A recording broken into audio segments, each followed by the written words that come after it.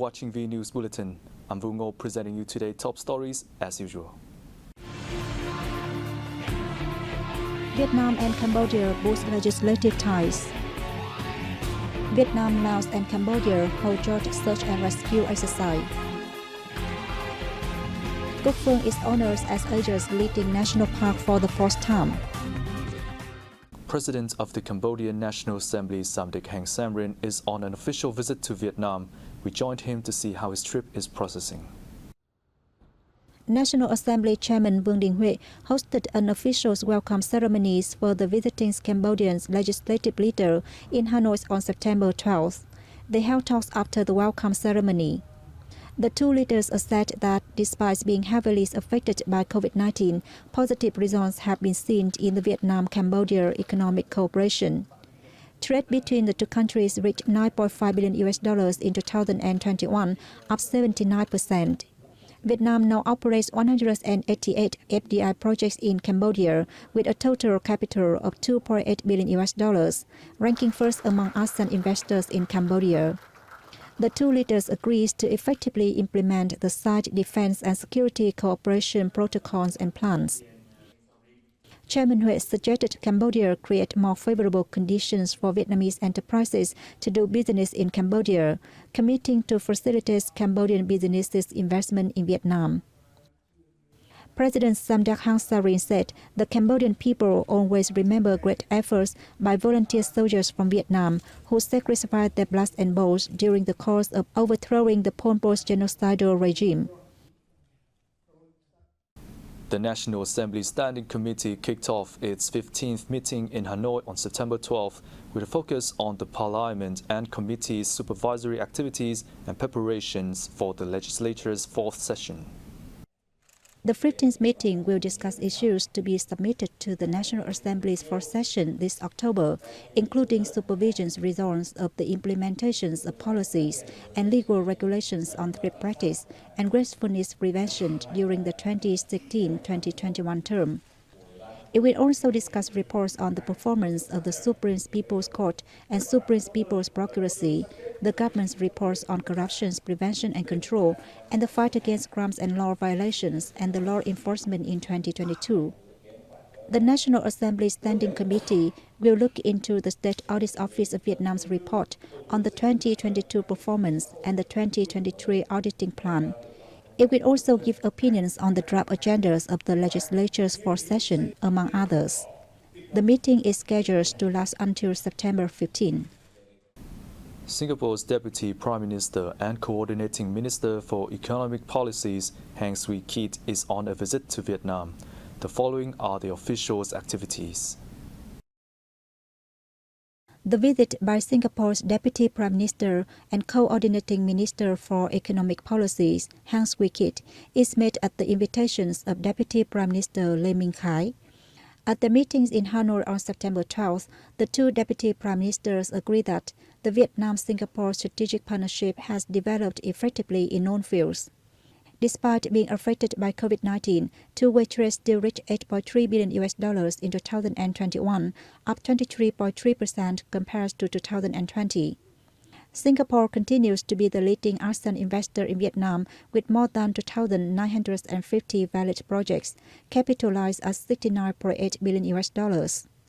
The two Deputy Prime Ministers focused their discussions on further promoting economic cooperation between the two countries. They agreed to jointly implement a number of initiatives, including those on clean energy, sustainable development, innovations, and digital transformation. Foreign Minister Bùi Thanh Sơn visited Australia from September 10 to 12. We have details in the following report. Foreign Minister Bùi Thanh Sơn and Australian Foreign Minister Penny Ong co-chaired the fourth Vietnam-Australia Foreign Ministers meeting. At the event, the two ministers agreed that relations between Vietnam and Australia have been growing strongly over the past time, thanks to the active implementations of the site cooperation documents. They exchanged measures to further deepen the strategic partnerships between the two countries. They agreed to boost cooperation in new areas, such as climate change adaptation, digital transformation, energy security, and food security. They also agreed to continue enhancing coordinations and mutual support at multilateral forums. As part of his visit, Minister Sern paid a courtesy visit to Australian Prime Minister Anthony Albanese. The Australian leader welcomed Sern's official visit, which he says creates new momentum and contributes to further promoting the two countries' strategic partnership.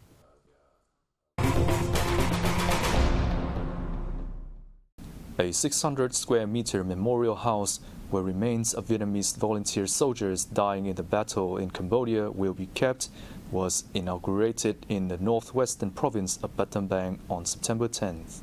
This one of activities to commemorate the 55th anniversary of the diplomatic relations. Speaking at the ceremony, General Ak Som Hoon, Deputy Commander of the Cambodian Royal Army, showed his gratitude towards the Vietnamese party, military and people for helping Cambodia topple the Pol Pot genocide regime and revive the country. Vietnamese ambassador to Cambodia Nguyen Huy Tang expressed his thanks to Cambodian authorities and people for providing all possible conditions for the construction of the memorial house. The ambassador expected the Cambodian side to continue supporting Vietnam in searching for and repatriating the soldiers. The facility's construction was funded by Medphone, the Cambodia-based affiliate of military Iran Telecom Group Viettel and MB Bank in Cambodia. The defense ministries of Vietnam, Laos and Cambodia have just launched a joint search and rescue exercise in Vientiane, the capital city of Laos. This is the first drill organized under the agreement aimed at a defense minister meeting among the three countries in Hanoi in 2019. It's the priority of the sides to prevent and respond to threats by national disasters and climate change-related issues.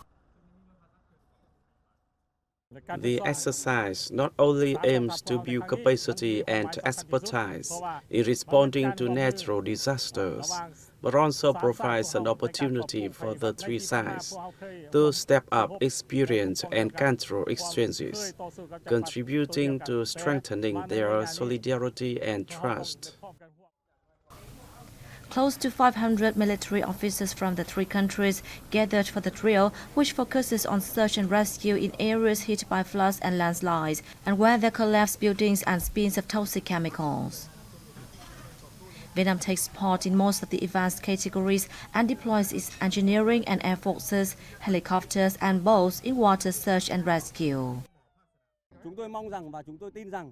I think the search and rescue forces of the three countries will have good experiences from the drill, and it will be helpful for them in practice. Under the plan, the drill will run through September 15th.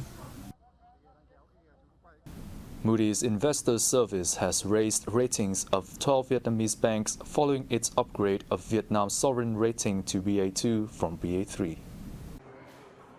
Moodys has upgraded the long-term local, LC, and foreign currency FC deposit and insurer ratings of 8 banks by 1 notch, and the LC and FC counterparty risk ratings and counterparty risk assessment of 7 banks also by 1 notch.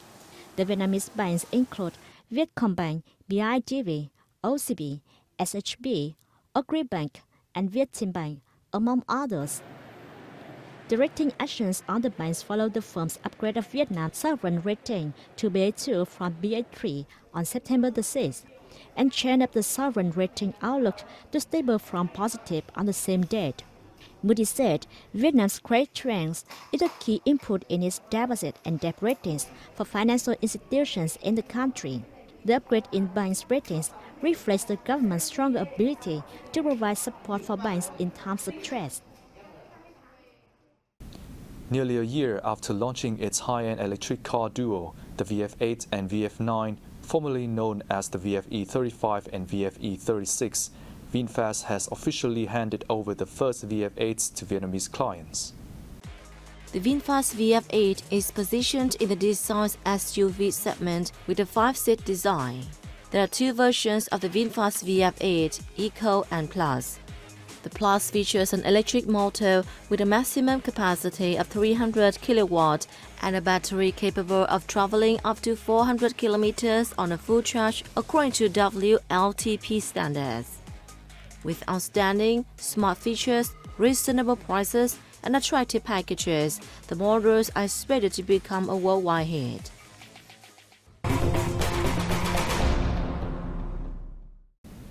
The World Travel Awards 2022 has just honored Cuc Phuong National Park as Asia's leading national park.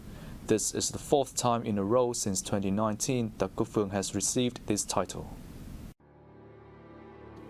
Cuc Phuong National Park is located in the country's northeast region, adjacent to the Northwest Mountains. The more than 22,000 hectares park spans the territory of 3 provinces, including Ninh Bình, Hòa Bình, and Thanh Hóa. Favored by nature's diverse and rich ecosystem, the first national park of Vietnam is one of the precious gems of forest ecology in the world. Favored by nature's diverse and rich ecosystem, the first national park of Vietnam is one of the precious gems of forest ecology in the world. During the past 6 decades since its establishment, the national park has achieved great success in conserving flora and fauna, and is internationally recognized as the largest wildlife conservation area in Southeast Asia. Vietnam has become the most favorite destination in Southeast Asia among Cambodian travelers since the beginning of 2022, Cambodian-based electronic news outlet May reported on September 10th. Cambodian tourist arrivals to Vietnam in the first 8 months of this year increased by 205% compared to the same period of 2019, the news site said. Concretely, more than 80,000 Cambodians traveled to Vietnam from January to August, the highest among Asian nations. Singapore came second for welcoming 68,000 Cambodia visitors, followed by Thailand with 61,000 and Malaysia 53,000. Cambodians mostly visited Vietnam for tourism, medical services, family visits, and trade along the shared border areas. The Con Sơn Kiep Bạc relic site in Chi Linh City, Hai Giang Province is viewed as an important cultural and spiritual location in the mind of every Vietnamese. The wealth of tangible and intangible cultural values is expressed through festivals and is why it attracts tens of thousands of visitors every year. The Con Sơn Kiep Bạc relic site is closely associated with many well-known Vietnamese figures, such as national hero Trần Quốc Tuấn and the world's great man of culture, Nguyễn Trãi. The relic site reflects Vietnam's historical, cultural, and religious values. Through many historical changes, the relics and traditional festivals in Con Sơn Kiep Bạc have retained their values and become special attractions. Since 2010, Hai Giang has conducted several conservation projects. The relics have been restored in compliance with conservation principles regulated by UNESCO. Con Sơn Kiep Bạc was recognized as a national relic site in 1962 and a special national relic site in 2012. It has 2 major events every year, the Spring and Autumn Festivals. The festivals have been recognized as national intangible cultural heritages, and the relic site is aiming to become a World Heritage in the future. A total of 2,022 people will join a Teo Dance performance of the Thai ethnic people on September 24 night, when the northern mountainous province of Yên Bai receives the UNESCO certificate for this art genre. The art was listed as an intangible cultural heritage of humanity at the 69th session of the UNESCO Intergovernmental Committee for the Safeguarding of the Intangible Cultural Heritage. Teo Dance is a unique type traditional dance that is associated with and plays a significant role in the daily life of Thai ethnic communities in the northwest of Vietnam, especially in the provinces of Lai Châu, Điện Biên, Sơn La, and Yên Bai. It is performed in various community activities, from festivals to funeral rituals. There are about 30 Teo dances which have been developed, protected, and handed down through generations intact over hundreds of years, including Teo Quạt, Teo dance with a fan, Teo Khăn, Teo dance with a scarf, Teo Nón, Teo dance with a conical hat, among others.